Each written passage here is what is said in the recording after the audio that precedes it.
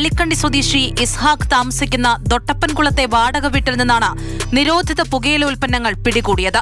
രഹസ്യവിവരത്തിന്റെ അടിസ്ഥാനത്തിൽ സുൽത്താൻ ബത്തേരി പോലീസും ജില്ലാ ലഹരിവിരുദ്ധ സ്ക്വാഡും ചേർന്ന് നടത്തിയ പരിശോധനയിലാണ് ഉൽപ്പന്നങ്ങൾ പിടിച്ചെടുത്തത്.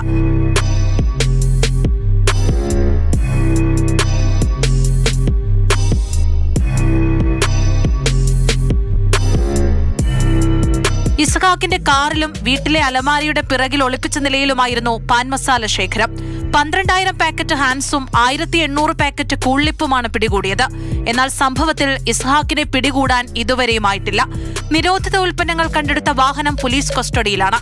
ഇസ്ഹാഖിനെതിരെ ഇതിനു മുൻപും സുൽത്താൻ ബത്തേരി പോലീസ് സമാനമായ നിരവധി കേസുകൾ എടുത്തിട്ടുണ്ട്. ബത്തേരിയിലേക്ക് നിരോധിത പുകയില ഉൽപ്പന്നങ്ങൾ എത്തിക്കുന്ന പ്രധാന കണ്ണിയാണ് ഇയാളെന്ന് പോലീസ് പറഞ്ഞു.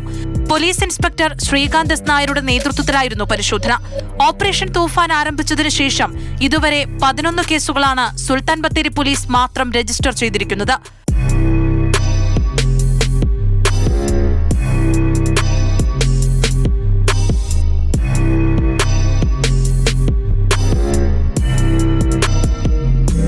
മാതൃഭൂമി ന്യൂസ്, വയനാട്.